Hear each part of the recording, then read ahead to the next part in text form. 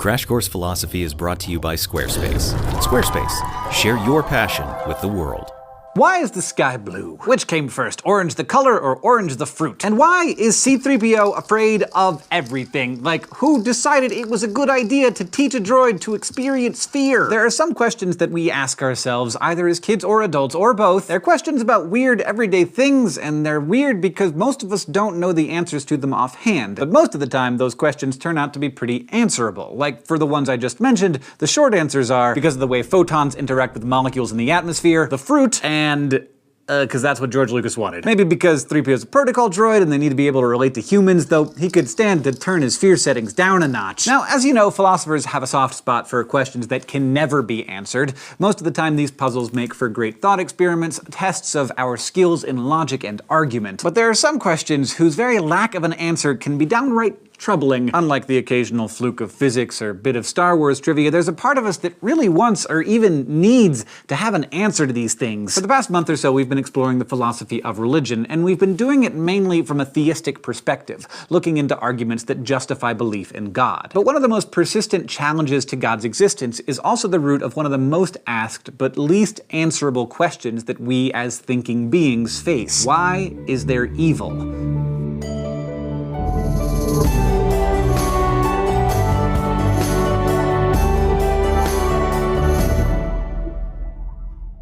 Evil comes in many forms, and likewise for philosophers, poses many problems, especially vis-a-vis the existence of God. First, there's what's known as the logical problem of evil. Like all rational people, theists can't help but acknowledge that the world is full of evil. And here we're understanding evil to be all manner of bad stuff, like not just Hitler or Darth Vader or Moriarty. It's everything in the vast spectrum of badness, from stubbed toes to plagues and everything in between. Theists and atheists both agree that evil exists in this way, but they disagree about the next part. Many theists believe in an omniscient, omnipotent, and omnibenevolent God. But atheists argue that this creates a contradiction, a set of beliefs that can't all be true at the same time. Because evil is bad, right? Whether it's stubbed toes or genocide or paper cuts or epidemics. So if there's really an all-knowing God out there, he knows about all the evil. He might even know about it before it happens. And if he's all-powerful, he could stop it. And if he's all good, then he would want to stop it. And yet he doesn't. The evil continues. Philosophically rational people shouldn't hold inconsistent beliefs, so atheists argue that you're going to have to give something up, and the thing to give up is God. Some theists, however, take a different route.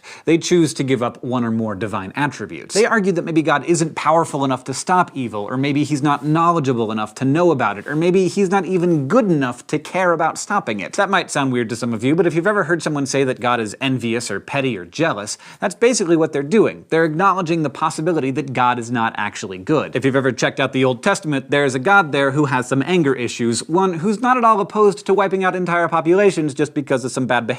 Still, despite this scriptural evidence, many theists are committed to God's omni-attributes and are thus stuck with a problem. They have to resolve the logical problem of evil, and find some way to explain why God would allow evil into the world. And if you can do that, then you are presenting what is known as a theodicy. A theodicy is an attempt to show that the existence of evil doesn't rule out the possibility of God's existence. Yes, this is such a big deal that there's a word for it. And the most popular theodicy is called the free will defense. This argument holds that God maximized the goodness in the world by creating free beings, and being free means that we have the choice to do evil things, a choice that some of us exercise. This theodicy says that God doesn't create evil, but evil can't be avoided without depriving us of our freedom, and a world without freedom would be a worse place overall. This explanation preserves God's goodness because he created the best possible world, and also preserves his omnipotence and omniscience, because although he does know about evil and could stop it, he has a good reason not to ensure our freedom. The problem is, the free will defense only really addresses what's known as moral evil, or the evil committed on purpose by humans. Now, we're certainly responsible for a lot of bad stuff, but you can't blame us for everything. We can't be held responsible for the fact that the plates of the Earth sometimes shift, causing destructive earthquakes, or that a storm might knock a tree over that falls onto someone's house. This type of evil, the stuff that we're not responsible for, is called natural evil, and the free will defense can't resolve natural evil. Religion is one of those philosophical issues that can make it hard for us to consider anything objectively. That's where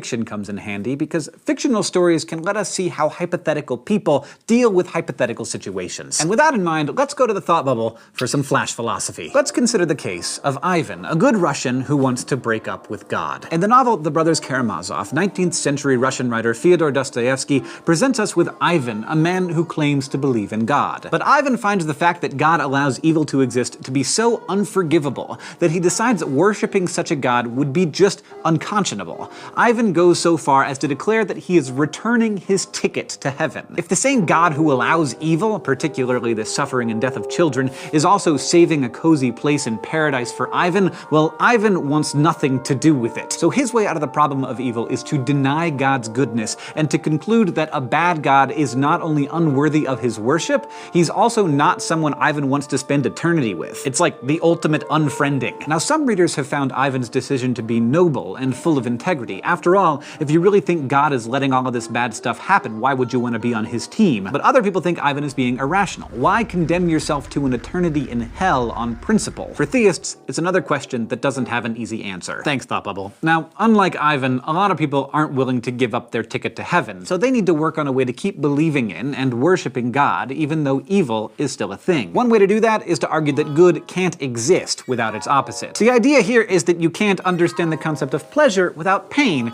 We don't know what it feels like to be warm if we haven't been cold. We can't understand the goodness of filling our bellies if we've never been hungry. But there's also another way, though it involves a little more work on your part. 20th century English philosopher of religion John Hick offered what's known as the soul-making theodicy. Unlike the traditional view that God created a perfect world, which we ruined through our own poor choices, Hick argued that God deliberately creates us unfinished, and our earthly lives are designed to toughen us up in a sense, kind of like boot camp. The harshness of life, Hick said, gives us a robust texture and character that wouldn't be possible without an imperfect world. Hick said that we're not just God's little pets, and he's not our benevolent owner whose sole job is to keep us in a safe, comfortable environment. Instead, he wants to build us, to train us into a particular kind of being. So we need an environment that's suited to the sort of growth that he wants, the sort that this world makes possible. A lot of people find these and other theodicies to be pretty compelling. However, the problem of evil actually goes a step deeper. What we've been talking about so far is the logical problem of evil. This problem can be resolved if we can explain why there's evil. But there's also the evidential problem of evil. This problem points out that we might be able to explain why evil exists,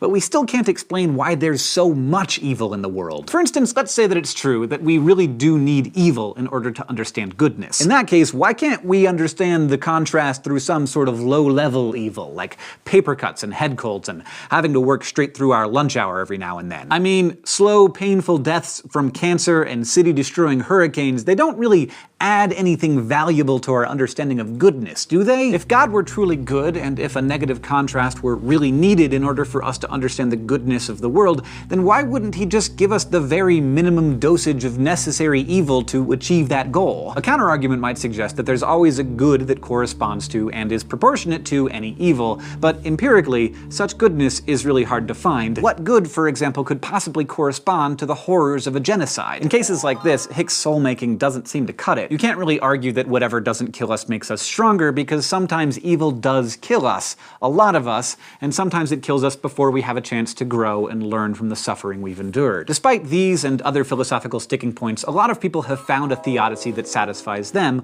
one that they believe reconciles the apparent evil in the world with God's existence. Others find all of these theodicies to be flawed, and they reject God's omni-nature, preserving their belief in God by finding him to be less than perfectly powerful or knowledgeable or good. Still others are convinced that the evil in the world is simply incompatible with the existence of a god, or at least any god worth worshipping. Wherever you end up, this is a problem that needs to be grappled with, and you'll probably be thinking about it long after this lesson has ended. After all, today we have considered the biggest problem in theism, the problem of evil. We've thought about different theodicies, or ways that we might reconcile the existence of evil and the existence of God, and we've explored whether those responses are sufficient. Next time, we'll consider what kinds of justification we need to have for our religious beliefs. This episode of Crash Course Philosophy is made possible by Squarespace. Squarespace is a way to create a website, blog, or online store for you and your ideas. Squarespace features a user-friendly interface, custom templates, and 24/7 customer support. Try Squarespace at squarespace.com/crashcourse for a special offer.